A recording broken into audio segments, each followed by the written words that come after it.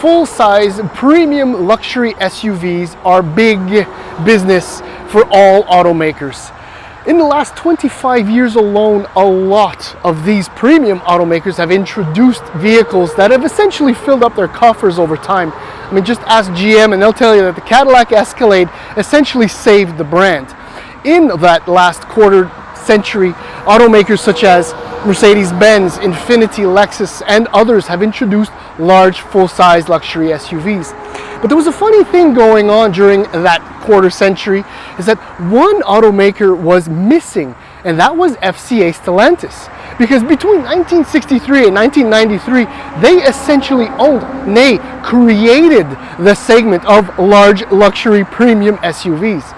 But now FCA Stellantis is back, and in a very big way. In 2021 alone, they will have introduced the Grand Cherokee L, the Wagoneer, and the granddaddy of them all. This is a brand new 2022 Grand Wagoneer, but not just any Grand Wagoneer. This is a $120,000+ Series 3.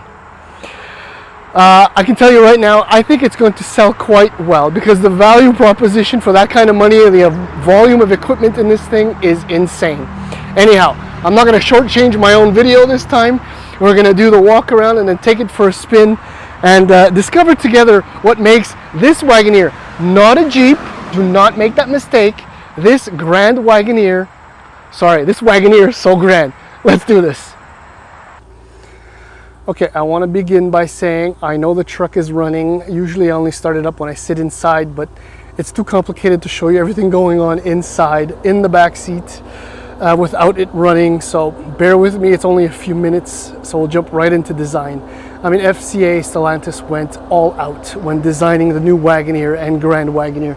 In fact, in the design studio, there was an original 91 Grand Wagoneer to serve as inspiration, and serve it did. I mean, there are so many details going on throughout the truck's lines. I mean, it looks deceptively simple, but there's so much. I mean, I'm only going to touch on a few elements. The design presentation for this truck is probably what took the longest of the entire hour-and-a-half presentation we went through for this product. But some elements that I love, the grille, how it kind of presents itself like the original, a bunch of Easter eggs. It's not a Jeep, but you know, it's a Jeep.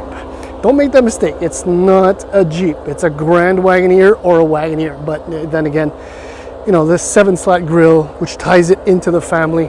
And just for the grille, I showed you how it kind of angles forward, but the details, the materials, just the way they set it all up, I feel terrible that it's running.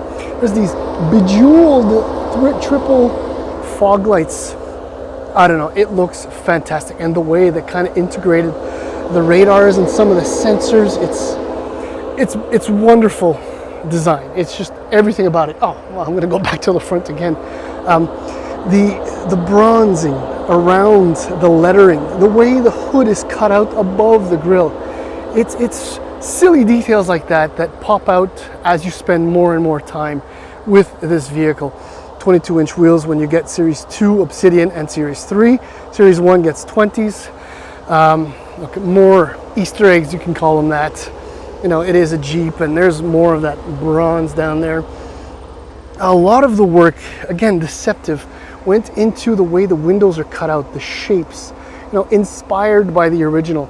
Just the roof rack, the chrome all around, which separates the black roof from everything else. And this, I think it's velvet red, just does the truck so much good visually. Again, deceptively simple in the back, but I don't know if it's going to show up. There's texture in this piano black stuff that blends into these ice cube styled taillights. The lettering, the way it's spaced, it's fantastic, but almost boring in a way. And I know I say that because the Grand Cherokee L, which has a fair amount, I should say, in common, the design ideas, I thought to be bland, but this is what I was expecting when I had the Grand Cherokee L. And I'm really happy about everything. The design, the way it's come out, it's just perfect. It is missing, however, full wood, you know, working its way around there. Let's just jump into pricing. I'm not going to focus on the Wagoneer itself. I'm sure I'll have another opportunity in the future to spend time with the Wagoneer. So focus on Grand Wagoneer, which is what this is.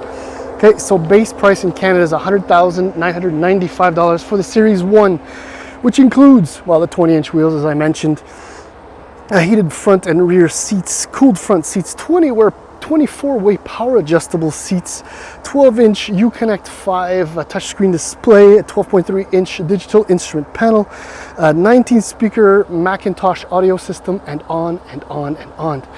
So when you jump into the Series 2 pricing, I'm not going to give you all the details or the extras with that because this video is going to be 25 minutes long. Series 2 is $106,995. There's also an Obsidian, which is a blacked out version of the Series 2. It's $113,995. It also includes a 23-speaker Macintosh audio and a bunch more. And then there's this one, the Series 3, which is the kingpin of the entire lineup at $120,995. Yeah, the 22s are just absolute. There are 4 surfaces just in the wheels, like these details that you could only capture in time. Oh yeah, and Quadra Drive 2 is standard. Here's the proof. I love these very subtle badges. Look at that, the 3. You can barely tell that it's a 3. You have to look at it carefully. And yeah, that's 6.4. Sounds pretty damn good. Okay, the lettering, the way it's spaced out, it looks so great. Okay, so with the third row up, Stellantis says that you'll have access to 800 liters of trunk space. Not quite convinced that's the case. It looks a heck of a lot smaller than that. And I looked under here and, well, there isn't really any space for anything per se. But when the third row goes down, power operated, of course, you're looking at 2,000 liters of space. It's just completely insane. See, it's always over here. Okay, this is a wonderful touch, power running boards, but be warned. Twice now I've opened the door and they've knocked me in the shins. I've had power running boards in Lincoln products and other Ford and GM products. It's never been a problem. I don't know if it's because, well, look at just the way they integrate back into the body. Come on, you can do it. Go, go, go. You really can't tell that they're power running boards, whereas on the GM and the Ford products, you can see, I mean, look at it, again, details, the chrome. It's nuts. So open the door, step away. Okay, so this is the reason why I had to get the truck up and running. This is just nuts. This is like your comfort screen. It's a little over 10 inches across for the rear passengers. Oh, this is an important note too. So many things to say about this truck. Okay, so the third row is actually really accessible and there's a fair amount of space. Look at the amount of legroom you have here, and your legs will not be straight. They will be nice and bent and comfortable. Look, the details in the leather, still there in the third row. Look at the armrests. It's padded. There's contrast stitching, cup holder, USB-C and USB, power controls, and your own vent. Okay, so if you get a Wagoneer, you get a bench in the back and you get these captain seats as an option. It's the opposite in the Grand Wagoneer. You get the captain seat standard and the bench is optional. Look, just the bench and storage for stuff. Lots and lots of storage for stuff. Your cup holders, and there's more storage down here. It's completely nuts. Okay, so this 10-inch screen right here. There's a 10-inch screen on each side for the rear passengers. With Fire TV, as you can see, so you can project your phone, you can get all kinds of entertainment stuff. You get Bluetooth headphones, your own remote control, and well, here's the front, which is completely nuts again. There's your IP, it's a good shot.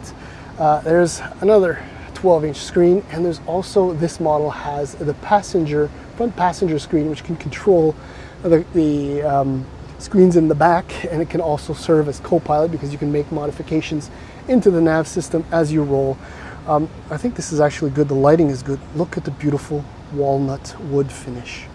It's incredible. I mean, the quality, the craftsmanship, the 2-spoke classically inspired steering wheel, which is fabulous. Okay, let's go in the front. Oh, grand total, by the way, of screens in this truck, 75 inches. Okay, I know that like Cadillac has a larger central screen, but I mean, I guess it's just a numbers game, right?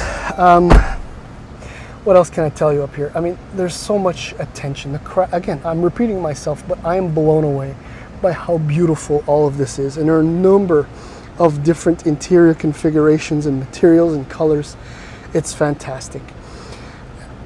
Uconnect 5, extremely fast, generally user-friendly, but thankfully there's a combination of actual buttons, volume knobs, other buttons here, and it kind of gets cool and strange here because the other screen is right there. So that's the front comfort screen.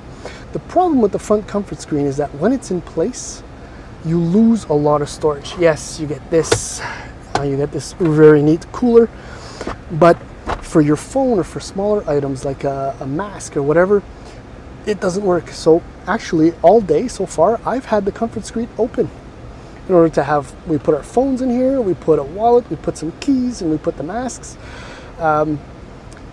It's cool, but I think they've gone maybe a little bit too far as that's concerned. But everything else about the dashboard is exceptional. Right down, see these details, right down to the way it's written on the wood. You can kind of see the cutout of the screen in there. It's not on, but you're gonna be able to see it. It's actually kind of invisible from the driver's side. There you go. You can see that screen now.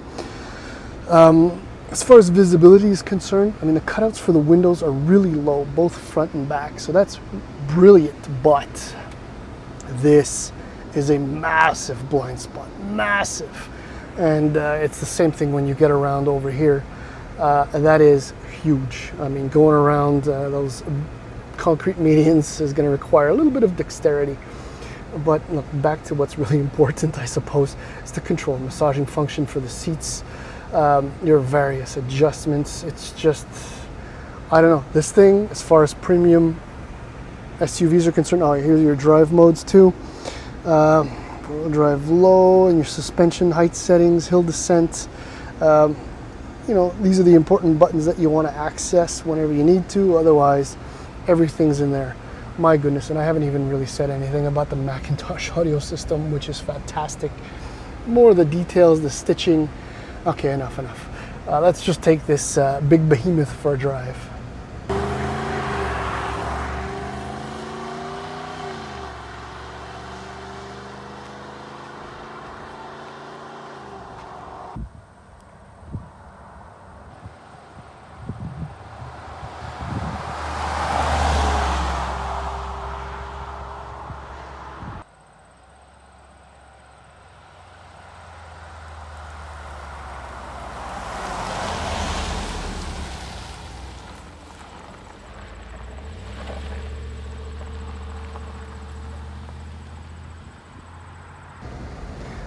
I love this shot. It really gives you an impression of how big the truck is, how far away I am from my phone. It's completely nuts. One thing I forgot to mention when I talked about the interior, unfortunately the Grand Wagoneer and the Wagoneer have the selector wheel. This would have been a great opportunity for a column shifter for real truck lovers. It still requires some attention. I mean, you have to look down to choose your gear. Maybe it's just me and I need more time, but I've driven countless products with selector wheels, and that's the end of that part of the story. The other part is that right now we're on a hard-packed gravel/dirt road, and the ride quality in the truck is spectacular. The massaging seats do help, though, I have to admit. But that's because, as standard in Canada with the Grand Wagoneer, you get the Quadralift air suspension and you get adaptive dampers, which conveys or enables the Grand Wagoneer to just be good at absolutely everything, from high speed, highway cruising to some fairly severe off-roading. There are 5 settings to the Quadralift air suspension, from access to aero to normal to off-road 1 and off-road 2. And once you get into off-road 2, you have 10 inches of ground clearance. In the real world, where these things will be found, all cement mediums are fair game because you'll just be able to drive right over them. On the road where I'm at now, just a nice twisty country road.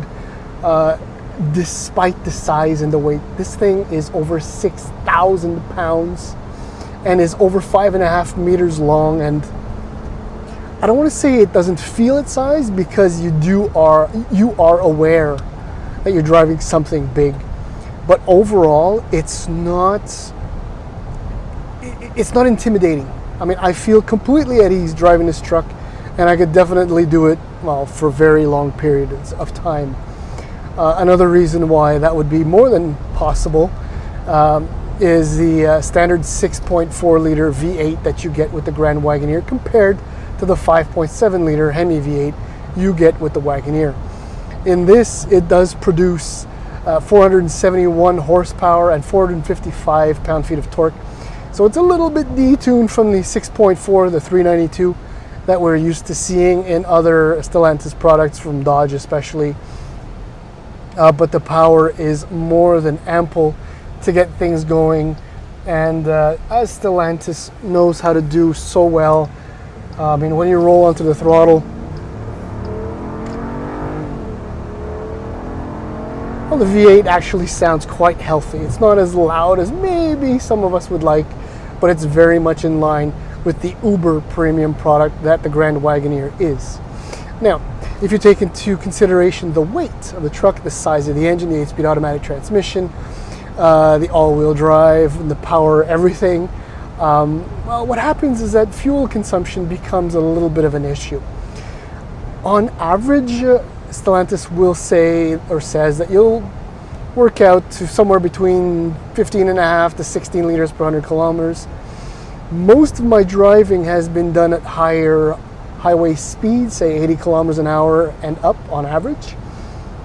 And I can't get this thing to go below 16.5 liters per 100 kilometers, which means that in the real world, mixed driving, factor in, say, snow, slush, expect 20 liters per 100 kilometers. But then again, if you're spending $100,000+, or in this case $121,000 for a big heavy premium SUV, what's 20 liters per 100 kilometers between friends? Look, steering is actually quite nice, and through the drive modes, sports for example, everything kind of sharpens up, and it's almost believable. I mean, an emphasis on almost, right? It's the fun to drive does not apply here, but it's entertaining enough so that you actually further enjoy your big, comfortable land yacht of a cruiser, of a luxury SUV. Steering is fine as well, and the brakes feel quite good. I mean, I have, about the drive, nothing really negative to say, and that does not happen very often. I mean, exclude fuel consumption, and you have a very agreeable uber premium luxury SUV. In the segment, I can tell you now, I would get this over a Lincoln Navigator. Cadillac Escalade is very close, but I think the interior of this, because of its roots, rooted in the past, but thoroughly upgraded with all the screens and all that, I don't know, I think it's a little bit more involving in the sense that I feel surrounded by history in a way. I don't know if that makes sense. Maybe it's just the walnut wood that seems pulled out of a house that was built in the 60s. Definitely ahead of Infiniti products, or even the Lexus, which leaves the Benz GLS, which in this segment is the #1 seller in Canada. And I happen to be driving one right now, and I haven't yet made up my mind which I prefer. I think for the nostalgia, the Grand Wagoneer would be my pick, but as a daily, I think I might prefer the GLS. That's it.